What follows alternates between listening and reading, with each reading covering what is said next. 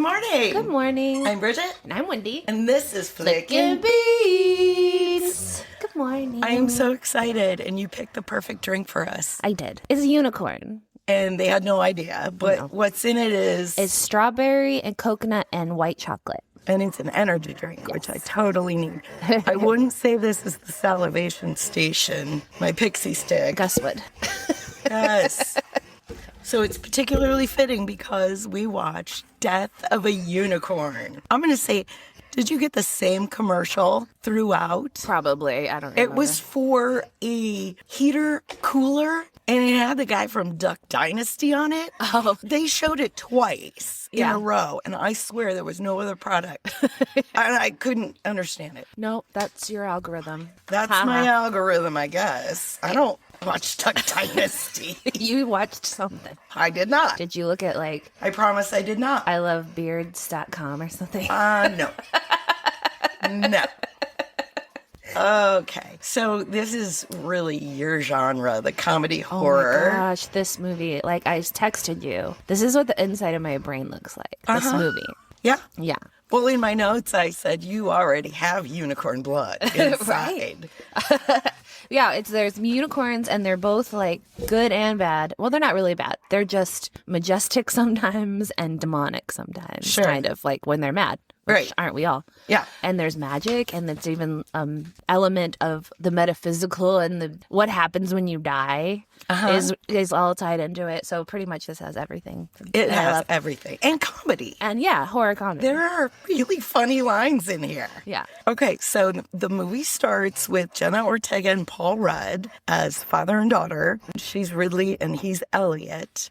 Mom's dead. There's always that situation. Somebody's always dead. Mom's dead. And they're driving toward the Leopold's retreat mansion that also has a lab in it for some reason, but we'll get to that. He's like, you should be enjoying this. Look at these pristine mountains, untouched by man. We see that Ridley has acne, which I was like, how do they do that? And she's even trying to pick it because she's anxious. Elliot has really snotty allergies. Oh, can relate. So many Kleenexes. I know. I go through like 4 in an episode. It's a lot. I can relate. I think the opening scene when they're in the plane and she falls asleep on his shoulder and he's like, I need to get my papers I dropped on the ground, but he doesn't want to move. And then he moves and her head falls. Yeah. I thought that was such brilliant writing. That was funny. We knew everything we needed to know from that little interaction. Is like he's fighting between, do I take care of this or her? Right. And I can't right now. I have to drop one of them. Right. And literally. I think he thinks that by doing this job for the Leopolds, that helping give them both a better life. Mm-hmm. Oh, yeah. Blind ambition. That's in my head, too. Ooh, I like it. By the way. So, evil for money or not? Where's the line? Well, and one of the things that Ridley says in the car is that philanthropy, she's pronounced it right. Don't ask me to pronounce that. Well, I was thinking more of House Bunny. Oh. So you're fine. She says philanthropy is just reputation laundering for the oligarchy. Yeah. There's another trope where this teenage girl is way too smart for her own good. Mm-hmm. Way too aware of the world. Right. Yeah. Right. But there has to be a smart person in the group. Teenagers have access to more information now. That's so that makes them seem more worldly and knowledgeable because they can look up that stuff. And she's probably parroting some other political person that said that. Oh, sure. Because, I mean, that would be the kind of stuff you do when you're a teen. It's just that, like, when we were teens, we didn't have access to the internet. So it was very obvious we were idiots. We couldn't mimic anyone else. Britannica in the library. So obviously they hit this unicorn. With their car. Strange creature. Yes. And the rainbow blood is spilling out. And that's beautiful. I was waiting for a me, myself, and Irene moment. Yeah, right? Well, he did. It did, yeah. He bashed it in the head with the tire iron.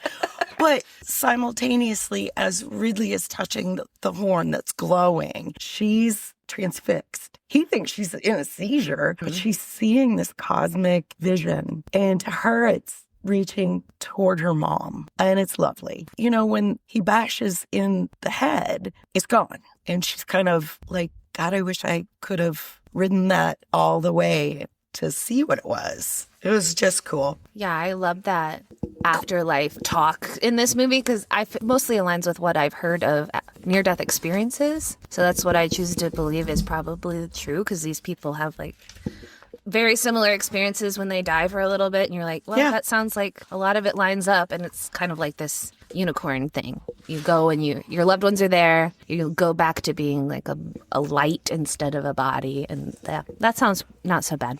My father-in-law died once. Oh, really? Oh, yes. He was in a terrible motorcycle accident and he died, and he'll tell the story. Wow. Obviously was brought back. Yeah, he's still kicking. He's still kicking. We tried to kill him, but he no longer feels pain. Weird. The nerves were damaged. Because if you like cut your leg and don't know it. Well, I'm thinking like joint, that kind of pain, because he does walk with a limp. True. They had to like reconstruct his leg and stuff. Okay, have a blow. I'm Paul Rudd. I do. I get it. I want to be snorting it, smoking it. Like you already have it. She would already make it into a drug. We're gonna get there. Yeah, I mean, go straight to the source. I'm all about organic. Not really. Okay, why the hell did they put it in the back of their SUV? Their rented SUV. I don't know. Why didn't they just leave it there?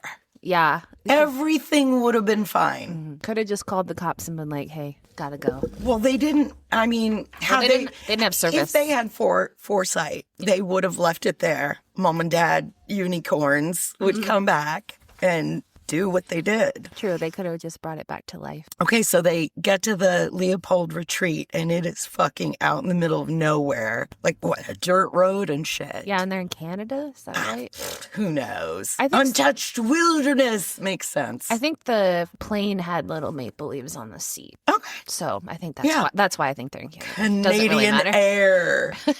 When they get there, and Ridley's face has the purple blood on it. So she goes up, wipes her face, and that blood goes over the acne and it disappears. Meanwhile, Elliot is trying to go over those contracts, and he puts on his readers and he can't fucking see it. Takes them off and it's completely clear. Later, he notices his allergies are gone. Yeah. So magic ensues. They don't tell anybody that it's in the car, and it breaks free. It like revives itself, and that's nasty. And was it Griff that shot her? Actually, I think it was the woman. Oh, that had right. Really tight pulled back hair. Okay, so Belinda shoots it. Okay, and Belinda. She lives in this place with Leopold, the patriarch, and then her son, who's awesome. Yeah.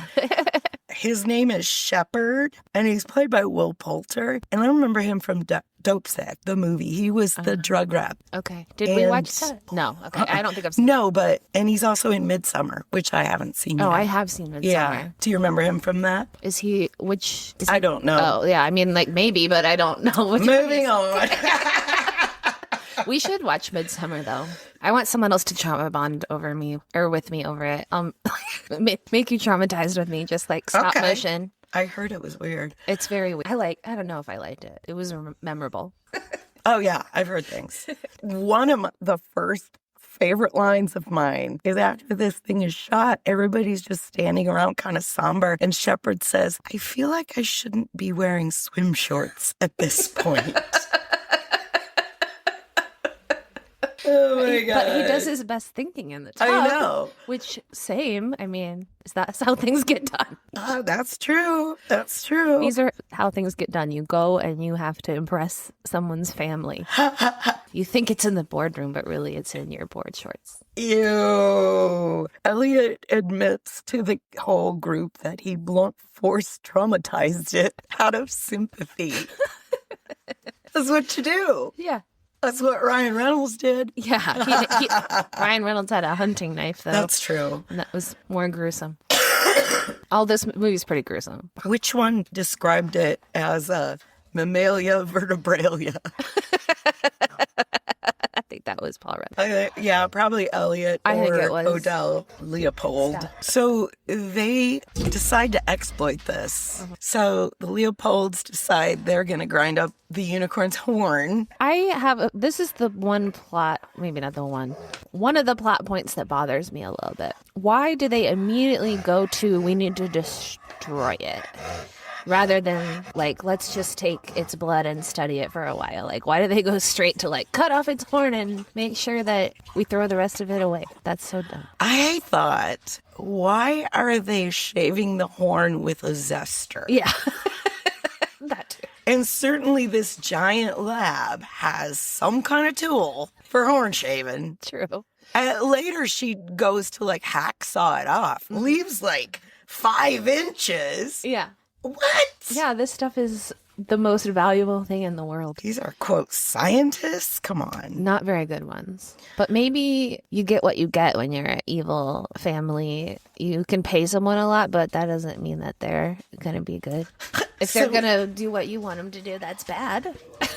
They do use the blood right away because it is Leopold is getting infusions of unicorn blood, which cures his cancer. Yes.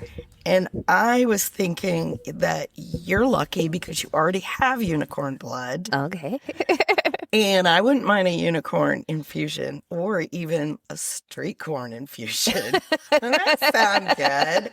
I'm on. Another line that I thought was funny is when Shepard says to the scientist, he says, conjecture? Nobody minds conjecting. Conject! I love that. That sounds like something that would have been in Weird Science. Totally. We do see Shepard in the hot tub, and Elliot comes out just to talk or to stand out there. I don't think he knows he's there. And poor Griff is the butler. And at one point, he's trying to get Elliot to come into the hot tub with him. Gross. And later he says he jerks off in the hot tub. The unicorns can see every move he makes. And he's like, no. Griff, get Elliot a bathing suit. And he's like, no, really. Griff, forget it. This poor guy, he gets the brunt of everything. He's some good comic relief, though. And he has kids. You do? They don't know anything about him. They're willing to sacrifice him. Yeah. Hey, you're the gate guy. Then you hear those growling noises. And you see what looks like the northern lights in the sky. I thought it might go in the direction of aliens, but it didn't really go quite that far. No. Well, they're coming from another dimension, it seems like, so that's sort of alien-like. Okay. Just because they had the stuff in the sky, I thought it might go that way. I was like, oh man, if this is aliens, it's going to be a trifecta. Aliens are scary if they look like these things. I mean, I loved them. They had a little bit of dinosaur in them when they were real mad. Yeah, and they wore grills. They had, like, shiny teeth. Yeah. They were a little, what's the word? I wanted to say hip, but when a 41-year-old says hip, it's like the least hip thing. So, anyway, I like that they were sporting grills, that's all. It's like, imagine Jurassic Park if the T-Rex was sparkly and had moral superiority. Superiority. Yes. You think that the unicorn is the monster, but it really isn't. The unicorn has a good reason to be fighting. Humans are the monster. Yeah, humans are the monster. Greed is the monster. I could see there being a child's film that's like from the other point of view. Like it's the unicorn parents trying to save their kids from the evil family out in the woods. Maybe I'll write that book.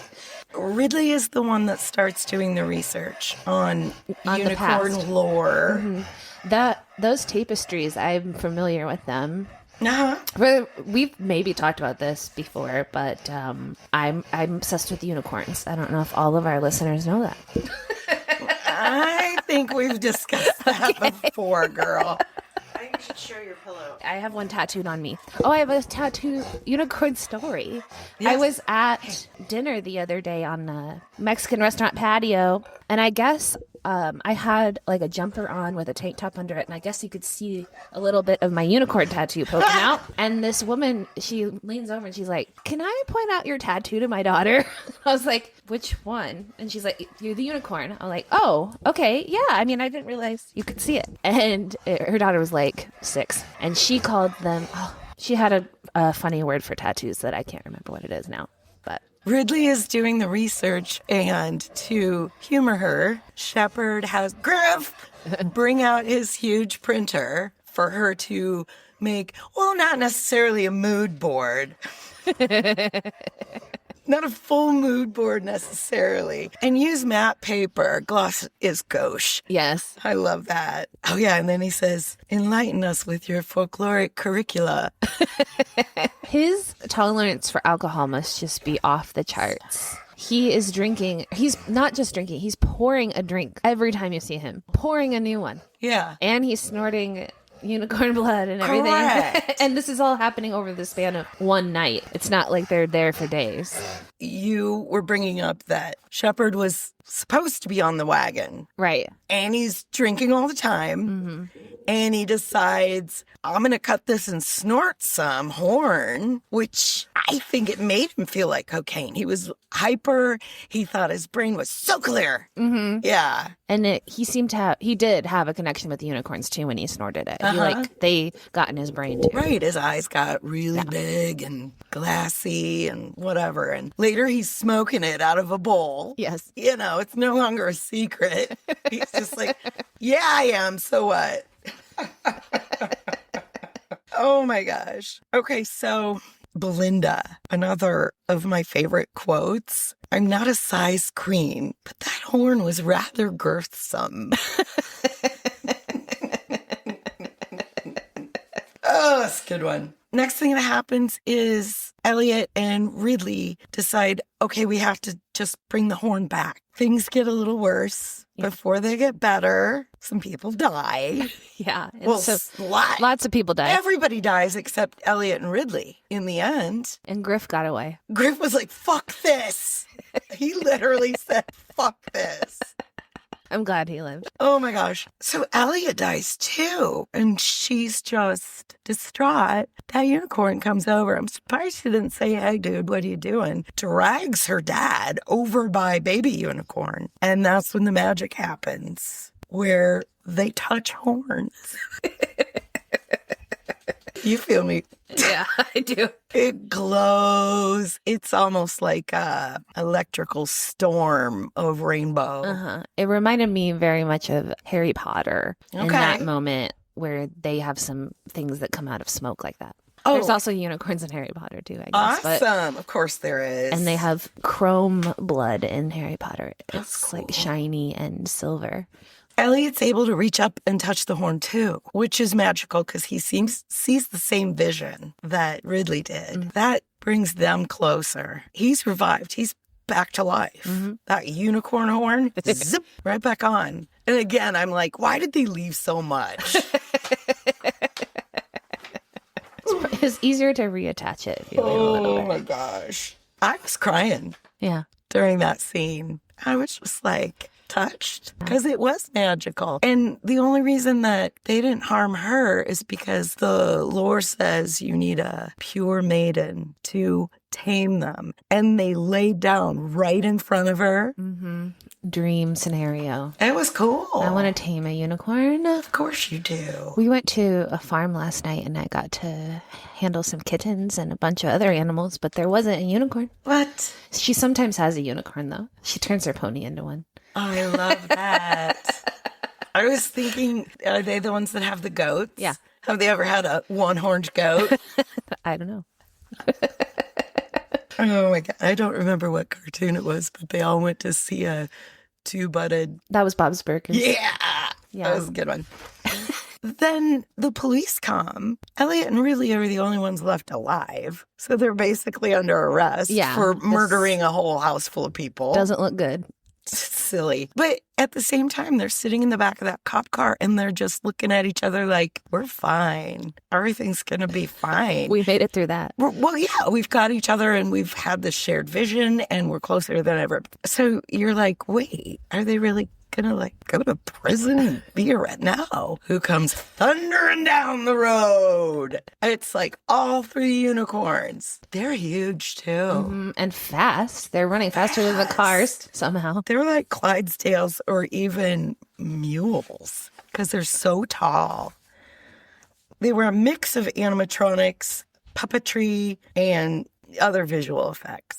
I wonder how the puppetry came in to play. Maybe just like when it crushed that guy's head Oh my God, with his yes. giant hoof. It was huge. It was like the size of his head. Yes, there's a lot of really like funny. I don't know. That one was funny to me because I'm fucked up. But when the unicorn steps on his head, and then when the unicorns first come back and they kill the scientists, Yes. and they stab him through the middle, and it comes up through the tent, and then he turns and he's got that hole in the middle, like death becomes her. Yes. You could see through the camera goes through him. I love that. There was some, Oh, No. very creative killing. Oh yeah, the way that Shepard dies is my favorite. He just gets kicked by the unicorn.